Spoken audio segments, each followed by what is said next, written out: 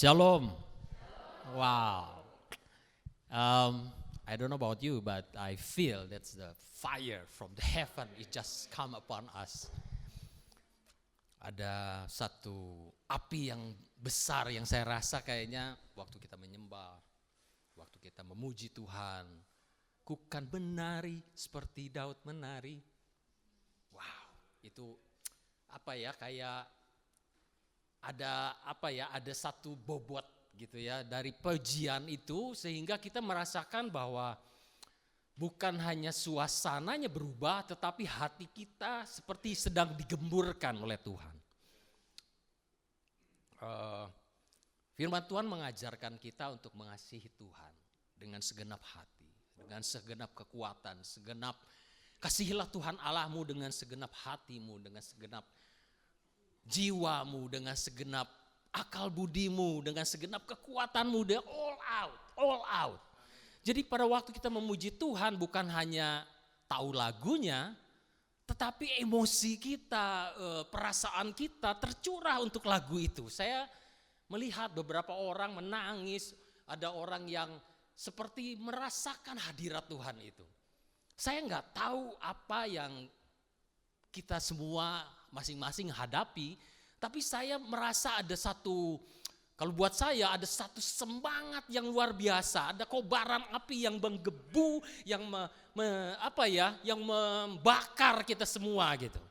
Walaupun jumlahnya nggak banyak, tapi itu yang membuat kita kayaknya excited gitu. Saya excited, terus terang saya excited, nggak banyak orangnya, tetapi kalau api dari setiap daripada kita ini kita kumpulkan, masing-masing bawa api. Tuhan sudah memberikan api masing-masing dari kita. Kita punya mungkin satu batang kayu api yang terbakar, apinya enggak besar, tapi kalau kita semua mengumpulkan api itu jadi satu, wah, itu akan jadi satu api unggul yang besar gitu ya. Itu akan membuat suasananya berubah, suasana surga itu terjadi.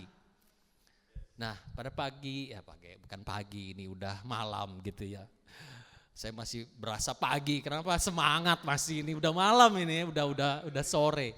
Tapi saya semangat rasanya, luar biasa. That's feeling that we cannot receive it in the world. Dunia ini gak bisa kasih. Perasaan seperti itu, excitement, rasa damai sejahtera, sukacita, perasaan itu gak bisa didapat. Kalaupun kita cari di dunia ini gak ada bisa dapat gitu. Hanya di hadirat Tuhan.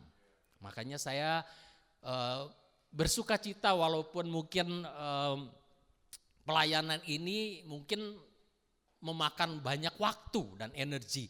Tetapi ini yang saya dapat membuat saya pengen lagi. Orang bilang apa? Ya, kita beri tepuk tangan untuk Tuhan, luar biasa. Orang bilang itu katanya kapok sambal. Kapok sambal itu kalau kita makan, pedes. Tapi dia makan lagi. Malah tambah lahap gitu makannya. Nah ini, suasana ini yang saya rindukan gitu ya. Nah malam hari ini, sebelum kita masuk ke dalam firman Tuhan, kita mau berdoa dulu. Ya, Bapa di surga, kami mengucapkan syukur ya Tuhan, kami tahu Engkau hadir di tempat ini. Ada Roh Kudus-Mu yang mendatangkan damai sejahtera dan sukacita itu. Dan kami perlu Engkau untuk mengekspresikan diri ya Tuhan melalui firman yang hamba-Mu sampaikan. Karena hamba-Mu ini terbatas, tetapi Engkau yang tidak terbatas berbicara kepada setiap daripada kami, sehingga Roh Kudus turun. Semua orang dilawat Tuhan. Semua mendapatkan apa yang patut mereka dapatkan ya Tuhan. Kami percaya. Ada kuasa Roh Kudus yang mengubahkan hidup. Ada kuasa Roh Kudus yang membebaskan setiap belenggu. Ada yang terikat oleh belenggu apapun ini. Tuhan lepaskan di dalam nama Tuhan Yesus. Ada manifestasi Roh Kudus yang akan terjadi. Tuhan ajar kami buka pikiran, mata hati kami. Biarlah kami boleh menerima seperti seorang murid ya Tuhan. Kami bilangan murid bukan pengikut ya Tuhan. Dan kami percaya Tuhan yang memimpin kami. Roh Kudus-Mu yang memimpin kami. Terima kasih ya Bapa. Hanya di dalam nama Tuhan Yesus Kristus kami berdoa. Haleluya. Amin. Pada malam hari ini saya ambil satu judul. Judulnya adalah Hidup yang dipimpin oleh Roh Kudus. Judul ini sesuai dengan tema bulan ini yang bertema adalah guide. Kita baca di Deuteronomy dalam bahasa Inggris dulu ya. Biasanya kan dalam bahasa Indonesia, saya ingin kita ubah sedikit bahasa Inggris dulu, yaitu di Deuteronomy 8 verse 3. So we read together, 1, 2, 3. And he made low your pride and let you be without food and gave you manna for your food, a thing new to you, which your fathers never saw, so that he might make it clear to you that bread is not man's only need, but his life is in every word which comes out of the mouth of the Lord. Amen. Kita baca bahasa Indonesianya. Ulangan 8 ayat 3. 1, 2, 3. Jadi ia merendahkan hatimu dan membiarkan engkau lapar dan memberi engkau makan mana yang tidak kau kenal dan yang juga tidak dikenal oleh nenek moyangmu, untuk membuat engkau mengerti bahwa manusia hidup bukan dari roti saja, tetapi manusia hidup dari segala yang diucapkan Tuhan. Nah, Bapak dan Ibu ini menceritakan bangsa Israel di padang gurun. Bagaimana Tuhan memelihara bangsa Israel ini. Selama 40 tahun bangsa Israel di padang gurun ini, Tuhan bawa, Tuhan ajar, Tuhan bentuk, Tuhan pelihara, Tuhan berkati. Jadi ini adalah sebuah pelajaran, pengajaran untuk kita juga di hari-hari ini, bukan hanya untuk bangsa Israel, tetapi untuk kita juga orang-orang pilihan Tuhan. Untuk kita belajar juga dari ini. Poin yang pertama yang saya ambil yaitu dari low your pride, merendahkan hatimu. Tadi ada kata-kata merendahkan hatimu. Saya catat yang nomor 1 adalah self-awareness, bahasa Inggrisnya. Tapi bahasa Indonesianya tahu diri.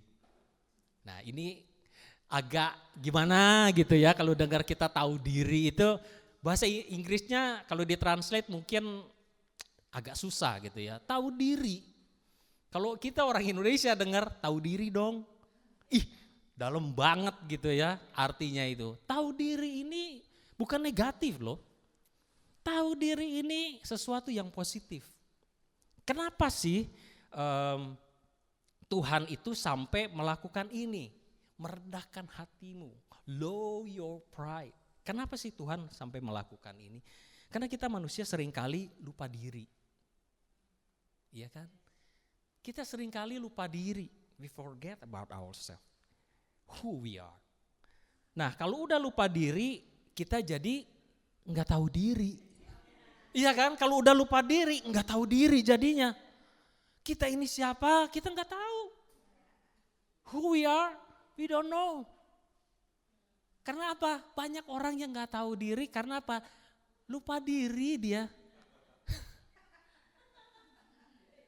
So, jadi bahasa ini bukan sesuatu yang negatif sebetulnya, bahasa teguran. Gak tahu diri itu bahasa teguran, bukan sesuatu yang merendahkan kita, enggak. Hei, tahu diri dong. Makan segitu banyaknya, oh, makan lagi. Loh. Kok ada yang mulai cubit, ada yang mulai cenggol, itu bukan nyindir seseorang, enggak. Tapi ini menandakan bahwa jangan lupa diri loh. Teguran. It's not critic. But it's a wake up call. Wake up. Tahu diri. Kalau kita lupa diri, wah bahaya itu. Kalau kita lupa diri, kita nggak tahu memperlakukan diri kita sendiri. Kita nggak tahu menempatkan diri kita di mana. Siapa diri kita nggak tahu. kita nggak tahu memperlakukan orang lain bagaimana. Karena kita lupa diri. Bener kan? Bahkan kita nggak tahu memperlakukan Tuhan. Itu parah. Kita perlakukan Tuhan seperti maklar. Oh Tuhan, kalau tempat saya itu laku, saya kasih 10% Tuhan. Lah, emang Tuhan maklar, broker, dikasih 10%, and then Tuhan senang gitu? And then Tuhan bilang wow gitu? Of course not. Dia punya semuanya. Dia nggak dikasih 10% juga punya dia. Emang punya siapa? Punya kita. Sorry ya, kita hanya dititipin sama Tuhan. Bukan milik kita, we are only to manage. Temporarily manage what we have on this earth when we alive. When we die, are we bring all of the wealth of the world? No, we'll leave it behind. And somebody else will taking care of that. Right? Jadi itu bukan milik kita. Jadi gak bisa kita perlakukan Tuhan kayak maklar. Tuhan, kalau ini laku 10% Tuhan. Wah, itu lupa diri. And then kalau kita lupa diri jadi gak tahu diri. I'm very sorry to say, gak tahu diri kita sama Tuhan. Kita perlakukan Tuhan seperti itu. Kalau kita memperlakukan Tuhan kayak satpam, doanya Tuhan lindungi ini, lindungi itu, lindungi ini, lindungi dia, lindungi anak saya, lindungi. Lah, satpam apa lindungi ini, lindungi itu? Give thanks sama Tuhan, lupa. Jangan perlakukan Tuhan kayak satpam. Mengucap syukurlah Tuhan, terima kasih Engkau telah pelihara aku dan keluargaku, Engkau telah melindungi anak-anakku Tuhan, terima kasih. Just give thanks to Him. Don't treat Him like a security. Protect my children, protect my property, protect.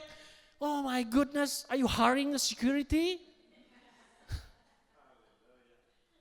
Enggak, sikap hati kita harus benar.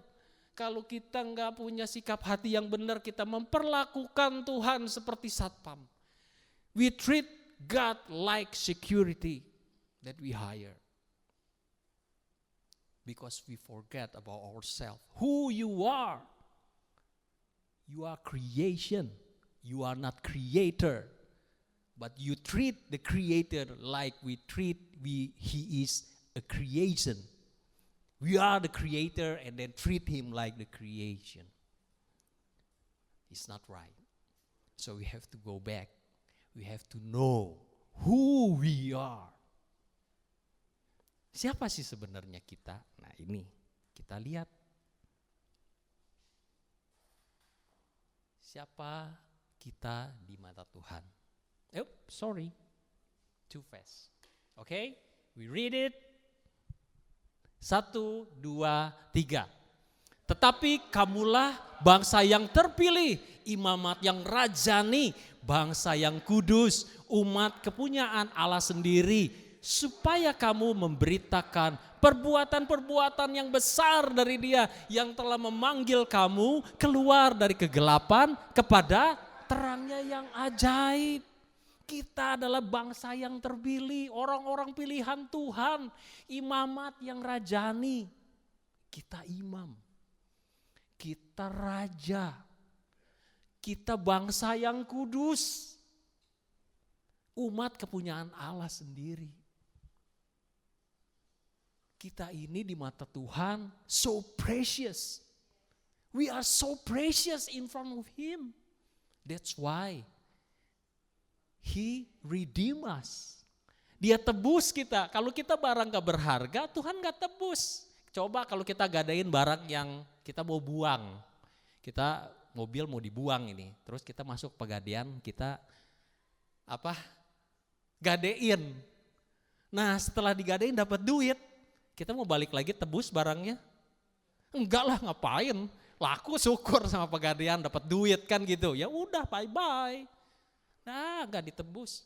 Tapi if there is something that's very precious maybe the price is small amount, but the emotional, the memory of that watch, probably the watch or ring or something it's very deep. You will redeem it because it's so precious, right? Maybe the value is not really, the price is not really expensive, but the story behind that remind you of something. Ada sesuatu yang mengingatkan cincin kawin misalnya. Mungkin bentuknya juga udah gak bagus, mungkin kita bisa beli yang ada berliannya bling-bling gitu. Tetapi gak bisa, is not replaceable, gak bisa digantikan. Bentuknya udah gak bagus, tapi begitu lihat cincin itu, ingat masa lalu. Waktu kita berkasih-kasihan, waktu kita pertama kali melamar, will you marry me? Wah, sambil berlutut satu lututnya, will you marry me with this ring? Itu membuat memori kita, wow, coming back.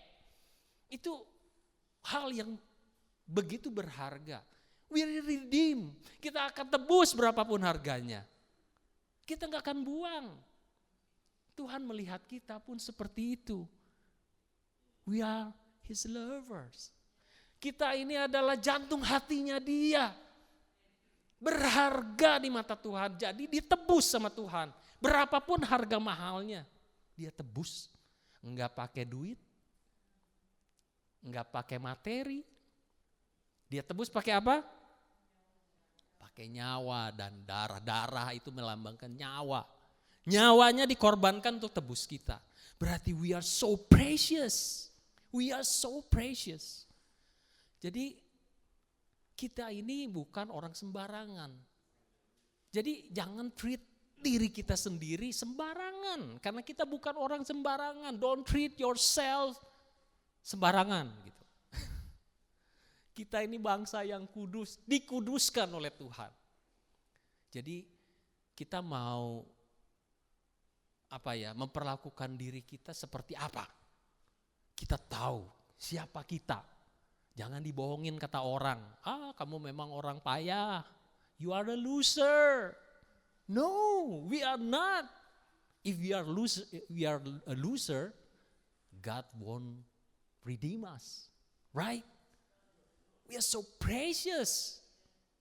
We are something. You are unique. You are created with unique way by God. So be in that destiny, in that path. Jalan di jalan itu karena tujuannya udah jelas. Tuhan sudah tentukan tujuannya di sana. The destination is already been set up for you, for us, for everyone of us in God. And we don't have to be proud, to be sombong. Jangan sombong. Kadang-kadang karena kita merasa, wah saya semua berharga dan saya mencapai satu tahap tertentu, karir tertentu, keuangan bagus, kedudukan bagus. Mungkin di gereja juga kita pelayanan banyak. Kemudian kita menjadi sombong. Karena sudah Tuhan angkat. Karena kita begitu berharga Tuhan angkat. Tapi kita lupa diri lagi. Begitu kita nyaman, naik di tempat yang tinggi, kita lupa. Kita berasal dari bawah. Sebelum naik ke tempat tinggi kita berasal dari bawah. Dari kegelapan Tuhan angkat menjadi terang yang ajaib, berkilau. Wah, hebat. Begitu kita menyanyi, wah semua orang terkagum-kagum. Begitu kita berkhotbah, wah orang melihat bahwa kayaknya wow, kayak hebat. Dan kemudian kita merasa kita sombong. Enggak perlu sombong, kenapa? 2 Korintus 4 ayat 7. Kita sama-sama baca 1, 2, 3. Tetapi harta ini kami punyai dalam bejana tanah liat. Supaya nyata bahwa kekuatan yang melimpah-limpah itu berasal dari Allah. Bukan dari diri kami. Kita ini sebuah bejana yang sebenarnya nggak ada nilainya sih. But God create us. Ada nilai yang lain. Seperti cincin ini yang bentuknya nggak bagus, yang harganya juga nggak mahal. Bukan cincin yang bling-bling ada berliannya berapa karat. Ini mungkin berliannya sekarat gitu. Sekarat gitu. Nggak ada berliannya bahkan gitu. Tapi nilainya begitu mulia. Kenapa? Karena ada itu loh, harta yang Tuhan berikan pada kita ini loh, membuat kita berharga. There's value God already give it to you, that you are valuable. Saya pernah sharingkan mengenai kintsugi itu, mangkok yang udah pecah, inget ya? Kemudian ditempel pakai sesuatu yang lebih berharga, kemudian menjadi nilai yang lebih artistik dari sebelumnya, dijual lebih mahal. Kenapa? Karena ya nilainya itu bukan dari serpihan itu sebetulnya, tetapi karena karya dari sebuah tangan yang membuat dia lebih berharga, lebih artistik setelah diubahkan. Ini kita. Jadi kita nggak layak untuk sombong. Karena kesombongan ini iblis juga jatuh di situ. Kesombongan mau menjadi seperti creator. We are not creator. Jadi jangan sombong. Satu itu. Yang kedua sebaliknya. Jangan juga rendah diri. Aduh, saya ini memang gak berguna. Saya ini memang dilahirkan dari keluarga yang memang gak punya. Miskin, jelek lagi. Udah miskin, jelek. Udah itu jerawatan. Jerawatan bisa sembuh, Pak.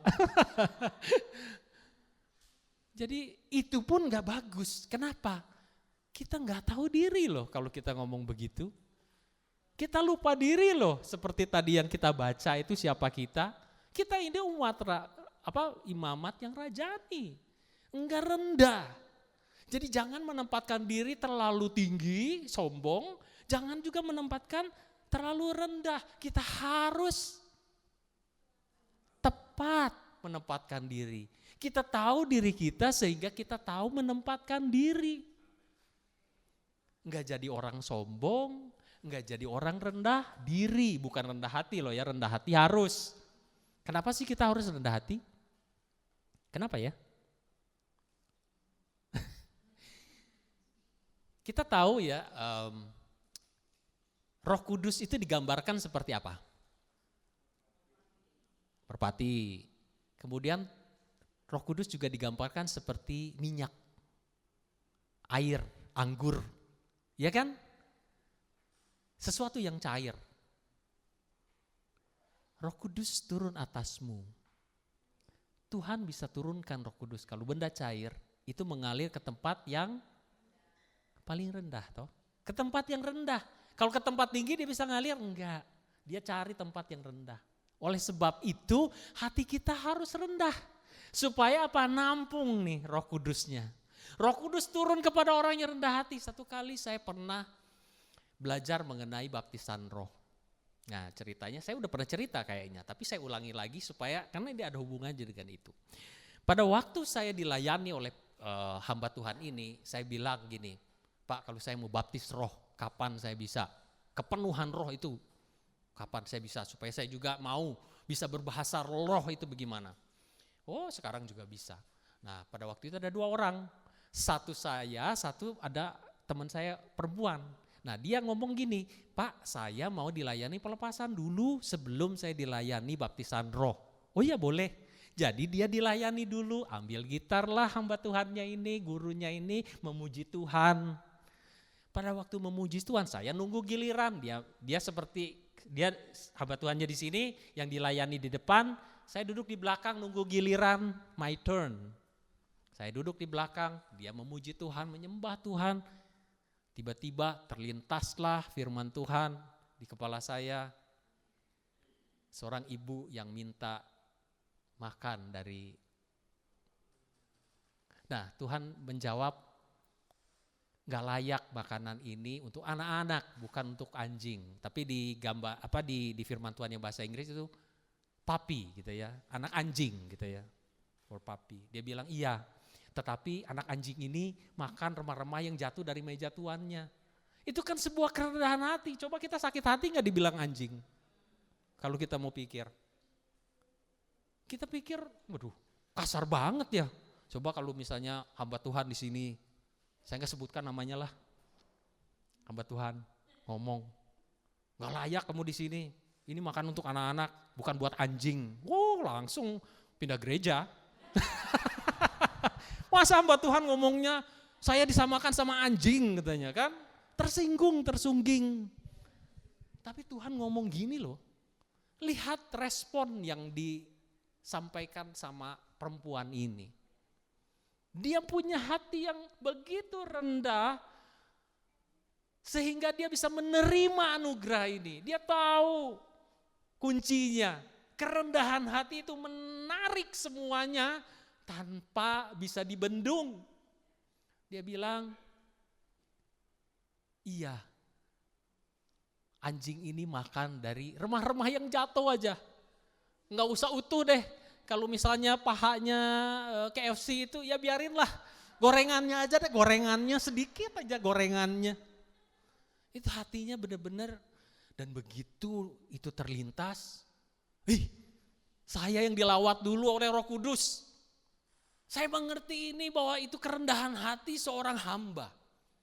Dilawat dulu oleh Roh Kudus, saya kepenuhan roh dulu sebelum orang yang dilayani, yang rencananya dilayani ini. Saya ingat-ingat iya ya kayak orang yang 12 tahun pendarahan ini, dia jamah dulu jubahnya, padahal Tuhan bukan mau menyembuhkan perempuan yang 12 tahun ini doh. Dia mau pergi menyembuhkan anaknya seorang tempat ibadat ini. Saya yang dapat dulu. Itu kerendahan hati yang Tuhan ingatkan buat kita. Kita perlu rendah hati, kalau enggak Roh Kudus susah untuk datang kepada kita. Kenapa sih kok saya minta lama udah saya minta supaya kita kepenuhan Roh Kudus, so we have bahasa lidah ini, speak in tongue, but I cannot. Why? Maybe you still have proud in yourself. You have to be humble, you have to really realize that who we are. Kita ngerti betul bahwa iya ya memang saya Tuhan, saya ini memang Tuhan ambil dari kegelapan menuju terangnya ajaib. Jadi ucapan syukurlah yang keluar, bukan menyesali diri loh. Tapi ucapan syukur yang begitu menyadari bahwa kita ini sudah ditolong Tuhan. Itu yang harus kita punya. Jadi kerendahan hati ini membuat kasih Tuhan gak terbendung. Roh Kudus gak turun atas kita gitu ya. Jadi harta ini dipunyai dari bejana tanah liat, dari yang sesuatu yang tidak berharga, tetapi Tuhan buat ini menjadi begitu berharga. Kemudian yang berikutnya, poin yang berikutnya adalah let you be without food, atau bahasa Indonesianya lebih tepat adalah membiarkan engkau lapar. Dibiarkan sama Tuhan kita lapar. Nah, poinnya adalah self control atau penguasaan diri. Ini bagian daripada buah roh, pengendalian diri, betul kan? Buah roh nih, pengendalian diri, self control. Kita bisa menguasai diri atau tidak, itu bukan tergantung dari suasana hati. Tetapi kita terlatih melakukannya, penguasaan diri itu. Betul enggak? Kalau kita enggak terlatih, susah, betul susah. Ini bukan sesuatu yang mudah, seperti kita mengendalikan kuda liar. Itu kita mau pakai lasso dikekang, pakai tali kekang ini terus ditarik, kita engkel-engkelan gitu. Wah, siapa yang kalah, siapa yang kuat, siapa itu yang menang, kan gitu. Begitupun dengan yang buruk dari kita ini. Kita ini nggak bisa seperti itu. Penguasaan diri harus dilakukan dengan latihan. Yang sedikit dulu, pelan-pelan kita latih menguasai diri, memanage emosi kita, mengatur jalan pikiran kita. Itu baru kita bisa menguasai diri. Kalau pikiran kita masih kalut dan kacau, nggak tahu Bagaimana kita ya kembali lagi lupa diri itu. Pasangan kita dianggapnya sebagai sparring partner sehingga ada tinjunya, ada karatenya. They are not. Mereka itu bukan sparring partner untuk tinju, enggak. Mereka itu adalah orang yang sepadan yang Tuhan berikan pada kita untuk mendampingi kita semakin hari semakin dekat sama Tuhan. Jadi penguasaan diri dari cara kita bertutur kata. Kita tahu posisi kita sebagai siapa. Kalau istri ya sebagai istri, kalau suami ya sebagai suami. Berfungsilah di situ sebagai orang yang ditugaskan Tuhan sebagai itu. Jadi istri ya jadi istri yang baik. Enggak nyerocos ngomelin suaminya terus sepanjang hari seperti burung berkicau gitu kan. Bukan tugasnya. Tapi bagaimana kita mengencourage pasangan kita untuk supaya dia lebih baik. Mungkin suaminya orang yang dikasih tahu itu nggak bisa sekali gitu ya. Ya memang mungkin ada suami-suami yang seperti itu. Kalau ngomong nggak bisa sekali. Harus berulang-ulang, diulang-ulang. Ya memang tugas, mungkin itulah tugas yang Tuhan berikan assignment kepada istri untuk mengingatkan itu. Tetapi cintailah tugas itu dengan sukacita. Jangan dengan ngomel gitu ya. Nah kembali lagi sebaliknya, suami gak sabaran lihat istrinya itu, aduh kok cerewetnya luar biasa gitu ya. Tak sumpal bener mulutnya ini. Lagi duduk sebentar ngomong ngoceh, gak habis-habisnya. Ya mungkin, kok banyak yang kayaknya seperti, kayaknya saya. Enggak menyindir seseorang, tetapi ini umum terjadi. Umum terjadi kepada pasangan dimanapun. Ya saya pun ngalami lah. Jangankan ngomong orang lain, saya ngalami. Jadi kadang-kadang ya mungkin memang kita ditugaskan untuk mendengarkan pasangan kita ngomong. Bagaimana kita memanage hati, bagaimana kita mencari jalan keluar ini supaya kita bisa menggenapi karya Tuhan dalam hidup kita masing-masing. Bukan kebetulan kita dapat pasangan seperti itu.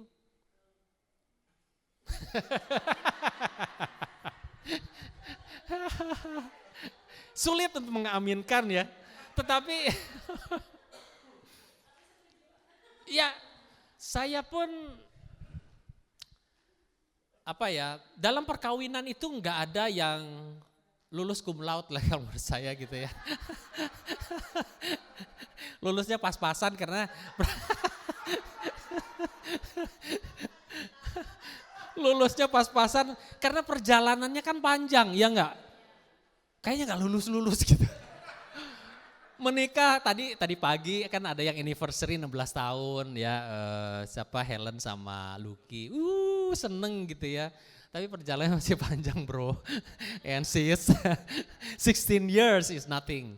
Oh ya betul, lewat dari 5 tahun katanya gonjang gajingnya udah lebih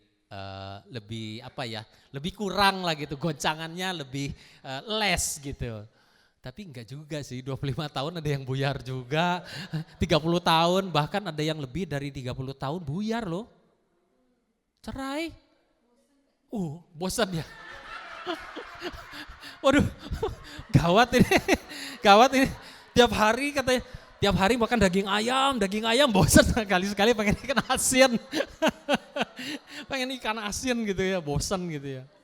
Enggak bener itu, enggak bener. Gak bener itu.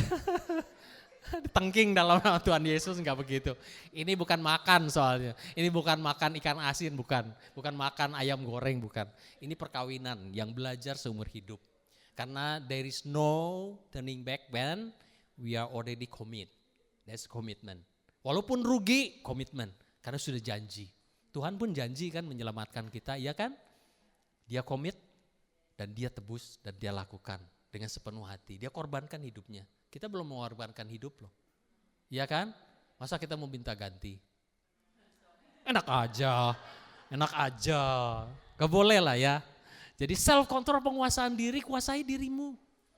Ya, emosi, ya namanya orang kalau lagi penuh kepalanya ya bentak juga lah. Enggak ada, oh iya karena kita penuh Roh Kudus, karena kita ini hamba Tuhan, jadi enggak bentak gitu ya, ngomongnya manis gitu, enggak lah. Kadang-kadang juga tanduknya keluar, tapi keluar sebentar aja, masuk lagi. Jadi keluar masuk lagi gitu karena tahu, oh iya ya, tahu diri. Ya, jangan lupa diri terus gitu.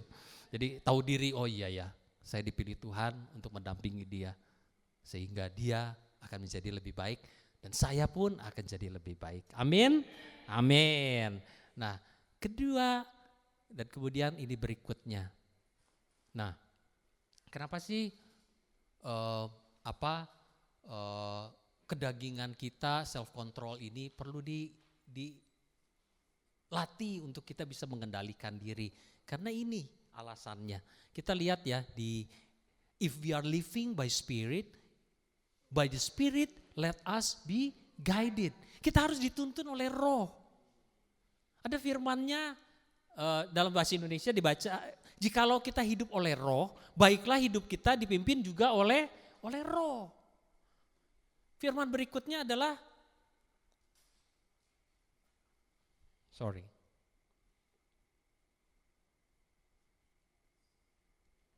di firman ada yang mengatakan begini, daging ini lemah, roh ini penurut.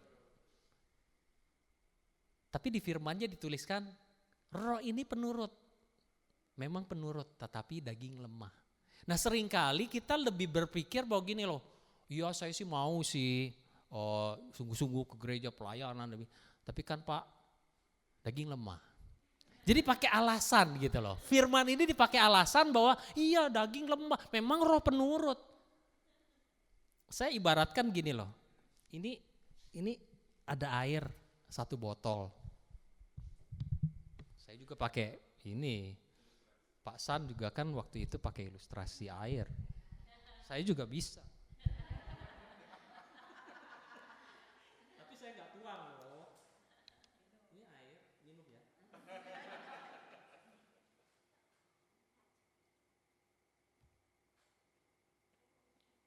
Enak loh. Pengen kan? Ini airnya seberapa? Setengah. Orang bisa mengatakan separuh kosong, betul nggak? Separuh kosong kan? Tapi bisa nggak kita bilang ini separuh isi? Betul? Separuh isi, sama toh? Tapi beda fokus. Kalau kita bilang separuh kosong, kita fokus kepada kosongnya. Ini separuh kosong. Daging lemah, daging lemah. Roh memang penurut, daging lemah. Jadi ditekankannya daging lemah. Harusnya kita ngomong gini, daging memang lemah, tapi roh penurut. Gitu harusnya ngomongnya. Daging memang lemah, tapi roh penurut. Makanya hiduplah dipimpin oleh roh. Jangan daging, karena fokusnya kita ke daging sih, daging lemah. Puasa yuk, ini kan bulan puasa. Iya. Roh penurut tapi daging lemah, makan terus, nggak bisa puasa karena fokusnya kepada daging. Marilah kita bilang setengah isi. Roh itu penurut, daging memang lemah, makanya hidup dipimpin oleh roh, fokusnya kepada roh. Hai jiwaku, pujilah Tuhan, kata Daud waktu dia dikejar-kejar sama Saul. Secara daging dia gak bisa. Tapi roh dia tahu. Hai jiwaku, diserukan kepada jiwanya. Pujilah Tuhan. Waktu kesesakan itu datang, dikejar-kejar Saul. Gak enak, moodnya jelek. Pengen marah, pengen bales. Tantem itu si Saul itu. Ngejar-ngejar. Tapi dia tahu, dia gak bisa muji Tuhan. Tapi roh bangkitkan semuanya itu, dibawa dagingnya ini yang tidak mau ini, dipaksa untuk ikut roh karena dipimpin oleh roh. Itu yang kita harus lakukan. Jangan ikutin daging. Dagingmu memang lemah, tapi roh penurut. Amin. Ya, itu yang saya mau kita semua berpikir secara roh. Karena kita ini hidup oleh roh. Roh Tuhan ada pada kita. Yang berikutnya saya ambil dari ini. Give you manna for your food, a thing new to you. Memberi engkau makan mana yang tidak kau kenal. Kita tahu bahwa mana itu Tuhan bilang adalah roti dari surga. Poinnya adalah yang saya tangkap dari sini, fresh from the altar. Selalu baru bahasa Indonesianya. Kalau kita tahu firman Tuhan, itu apa yang tersurat, semua orang bisa baca. What is written in the Bible everybody can read. It's just like a book, like a story book, a novel, any kind of book. But when the author spoke to you, it's different meanings. Kata-kata yang sama yang kita pernah baca, mungkin tadi yang firman-firman yang saya buka juga mungkin kita semua udah pernah baca kan. Tapi pada waktu Roh Kudus menjelaskan kepada kita sesuatu yang berbeda. Kata-katanya bisa sama tetapi kita mempunyai satu pengertian yang berbeda. Karena itu pewahyuan. Fresh from the altar, bukan fresh from the oven, bukan. From the altar. Selalu baru dari sang penulis. Tuhan menuliskan surat cintanya yang dikirimkan kepada kita. Tuhan mencurahkan isi hatinya. Dan membimbing kita dan mengajar kita dengan firman-Nya ini selalu baru. Jangan kita pikir bahwa saya pernah baca itu, udah tahu ini. Aduh ini udah tahu, saya udah tahu. Lah iya kalau kita baca buku kayak Alkitab ini kayak buku sejarah, ya memang udah tahu. Tetapi masalahnya firman ini hidup karena ada Roh Kudus yang berbicara melalui itu. Pada waktu saya minta dilayani Roh Kudus, kan firman ini saya udah pernah baca. Enggak ada apa-apa, enggak ada meaning something to me. There's nothing meaningless for me, it's just okay. So this lady asking for something, for food, and then God reply like that. But when God speak to you, God spoke to me, I feel something. Something jump out from my heart. Ada sesuatu yang lompat dari, oh ya Tuhan, aku mau punya hati seperti itu. Kerendahan hati ini menarik Roh Kudus yang mau melayani ini lari ke saya. Karena itu yang iya Tuhan, betul saya seperti perempuan ini. Saya minta kepadamu, bukan dengan kesombongan saya, kapan sih bisa saya dipenuhi Roh Kudus, enggak gitu. Tuhan ingatkan bahwa kita harus punya kerendahan hati ini. Untuk minta kepada Roh Kudus dengan kerendahan hati, bukan dengan kesombongan. Sepertinya kita mau suruh Roh Kudus itu, ayo penuhi saya. Kalau enggak awas. Enggak gitu. Bukan seperti itu, tapi kita merendah kepada Tuhan. Tuhan, ini aku mau. Minta daripadamu, ini loh surat cinta yang Tuhan berikan. Roh Kudus menolong kita untuk mengerti ini. Fresh from the altar. Jadi kalau kita udah pernah baca, nggak apa-apa, baca lagi. Sampai there's something jump out from your heart. Iya, aku mengerti ini, aku tahu Tuhan berbicara kepada saya. And then you can jump, oh yes Lord, thank you, thank you. That's the feeling that you have to have. We have to have that every day, daily, fresh from the altar. Firman Tuhan itu baru setiap hari. Enggak ada yang lampau. Fresh, present. Ini gambaran mana? Ini agak kurang jelas di sini. Mana itu digambarkan seperti kayak salju. Ini bukan diambil dari waktu zaman Israel loh, belum ada handphone loh ya. Bukan loh ya. Ini gambaran yang digambarkan Alkitab, kemudian manusia mencoba menggambarkannya. Inilah mana. Sesuatu yang tidak dikenal, nggak tahu seperti apa sih ini. Kemudian dikumpulkanlah tuh, itu ada nggak tahu siapa namanya. Joko ya kalau dari Jawa, kalau dari Sunda Neng. Keur ngumpulkeun mananya? Kalau itu bahasa Sunda, nya Kang. Kata si perempuannya, "Eueuh, ieu bodas kieu nya mana teh?" Itu bahasa kedua di surga. Kalau orang Bali, golek apa? Golek mana nih? Oke nih, beli. Kalau orang Bali kan ngomongnya gitu. Putih nih, putih. Mana nih, putih nih. Cara kene, mana nih? Gak tahu dia. Gak tahu mana tuh kayak apa. Ini loh yang dikasih sama Tuhan. Diperkenalkan sesuatu yang baru. Tuhan memberikan ini kepada bangsa Israel. Dia pelihara. Kenapa Tuhan kasih? Bangsa Israel ngomel loh padahal. Wih, kalau kita lihat ceritanya, orang ajar memang. Tapi kita nggak bisa blame mereka karena kadang-kadang kita juga orang ajar juga sama Tuhan. Kenapa? Lupa diri. Makanya jangan lupa diri. Kalau lupa diri kita jadi nggak tahu diri, itu loh susahnya. Nggak tahu.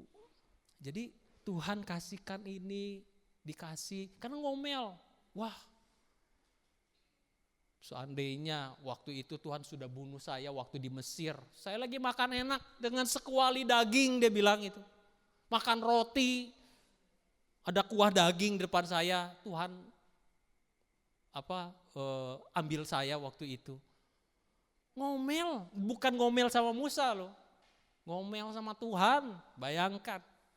Ngomel aja, makanya kalau tukang ngomel bukan dari Tuhan deh, bukan. Kalau tukang ngomel itu komplain sama Tuhan, Tuhan kok gini sih, Tuhan kok, aduh komplain aja hidupnya, aduh capek deh. Mbok ya bersyukur gitu loh, kok komplain aja hidupnya, capek, he's very tired when we are complainers.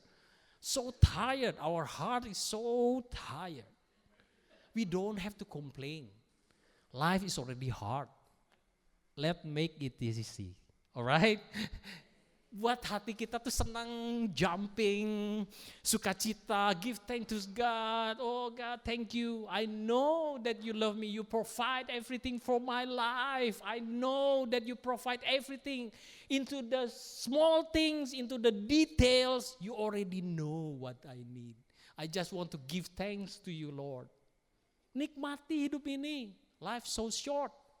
Don't worry. Don't be sad. Don't be complainers.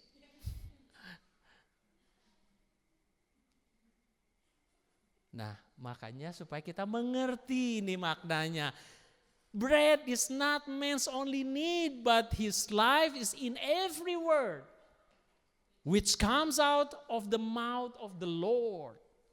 Manusia hidup bukan dari roti saja, tetapi manusia hidup dari segala yang diucapkan oleh Tuhan. Semua yang diucapkan oleh Tuhan. Tuhan mau ngomong apa? Tuhan just say something. Even one word. Tuhan gini deh. Gitu aja deh. I just want to hear. I just want to hear your response. Punya enggak kita kerinduan itu?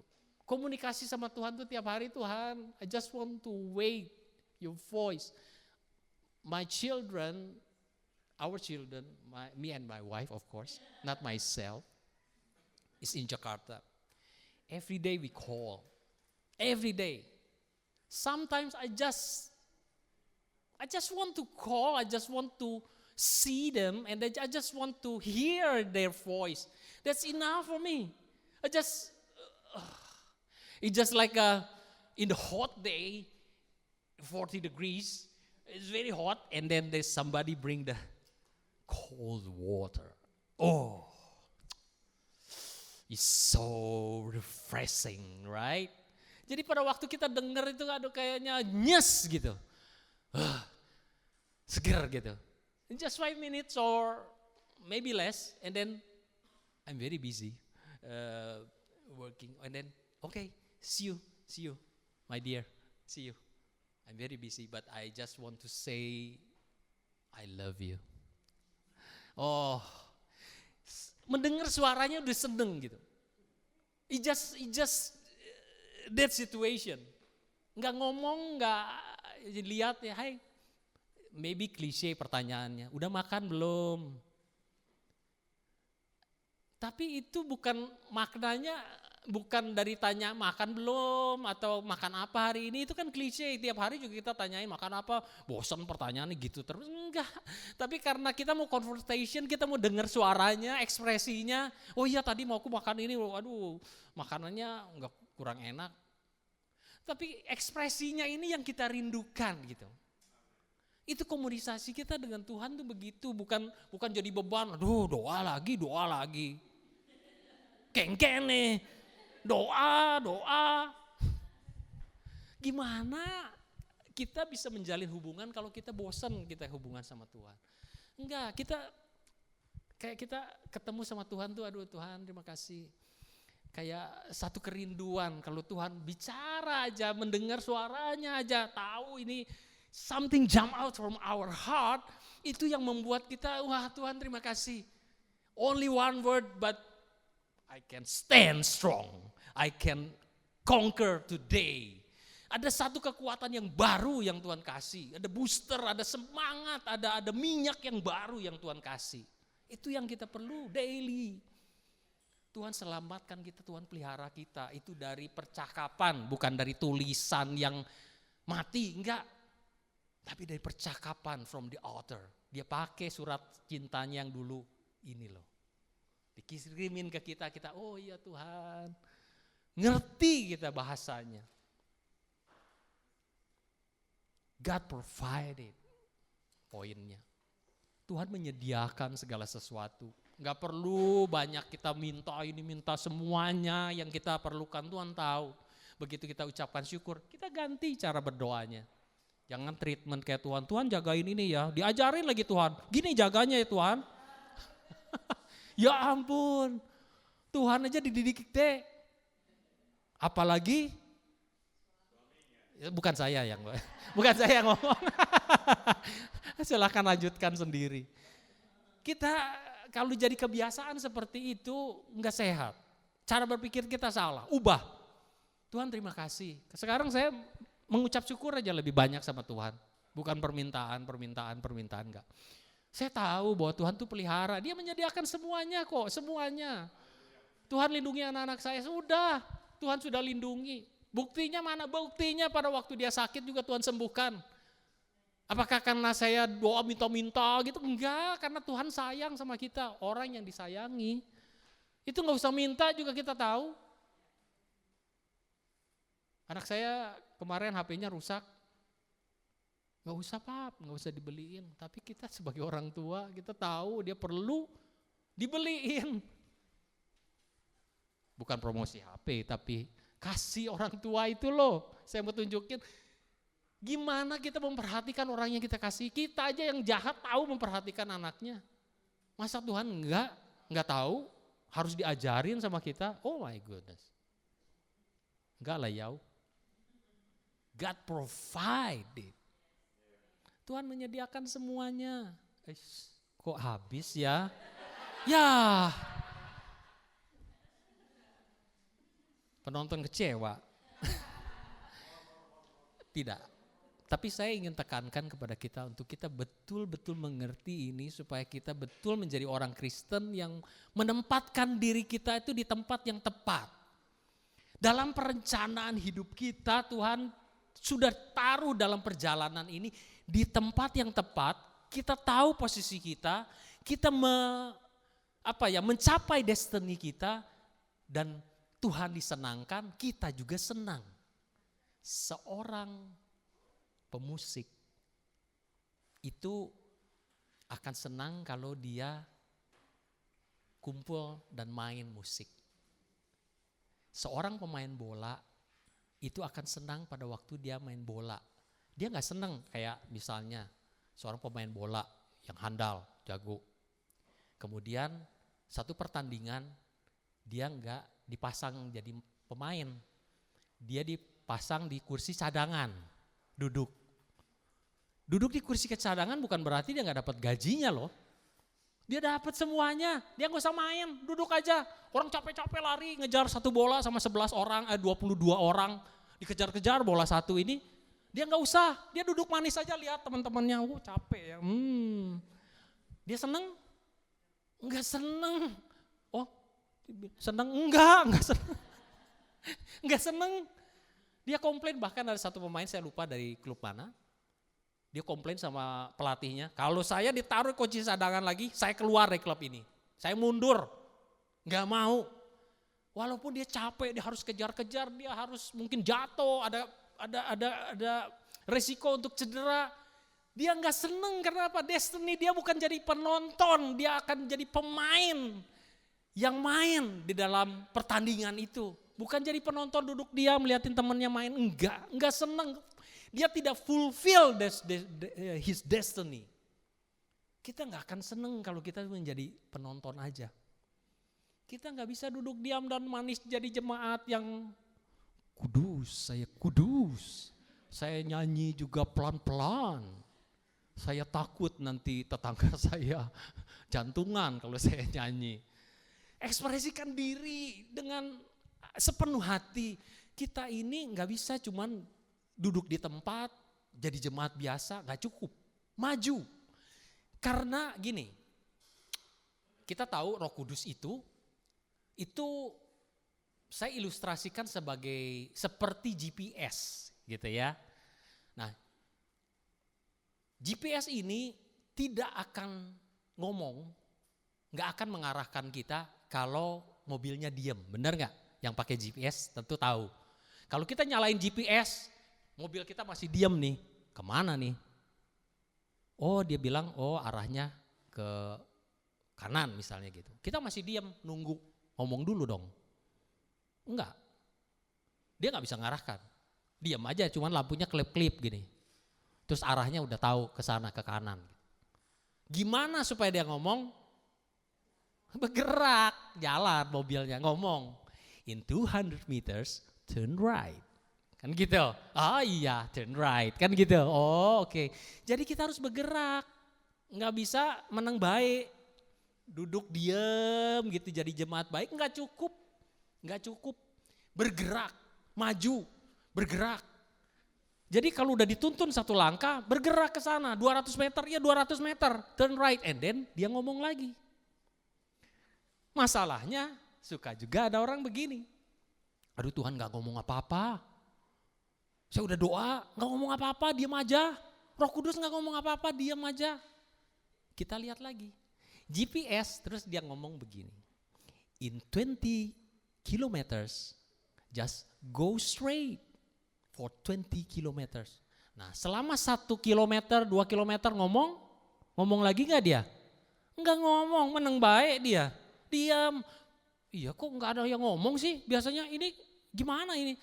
You are in the right track, keterusin aja. Begitu kita harusnya lurus, kita belok kiri. Baru dia ngomong, dia recalculate, dia cari lagi jalannya. Kemana? In 200 meters, turn right. Nah, diarahkan lagi, kita udah menceng loh, harusnya lurus. Dia cariin jalan. Jadi kalau kadang-kadang Roh Kudus gak ngomong sama kita, dia diam. We are in the right track, jangan diam, jangan ini, terus lanjutin. Sampai dia ngomong lagi. Jangan paksa, Tuhan kok gak ngomong sih. Saya bukan samakan Roh Kudus sama GPS loh ya. Dia lebih daripada itu. Tapi gambarannya supaya kita ngerti gitu loh. Jangan komplain kalau Tuhan gak ngomong. Karena we are in the right track. Jalan aja, bergerak. Kalau kita gak bergerak, dia gak ngomong malah. Gitu ya. Jadi kita harus mengerti bahwa Tuhan membimbing kita penuh, sempurna sampai salah pikir, tapi kita harus mengerti bahwa kita ini adalah orang-orang pilihan Tuhan. Amin. Kita akan menjadi orang-orang yang dipakai Tuhan untuk menjadi berkat bagi banyak orang. Kelompoknya sedikit. Kayak Daud itu 2-3 ekor domba, kambing domba, ada kambingnya lagi. Udah 2-3 ekor, ada kambingnya lagi, enggak domba semua. Waduh, repot ini. Mari kita bergerak bersama Roh Kudus ini supaya kegerakannya lebih jelas. Ya, jadi berkat buat banyak orang. Mari kita berdoa.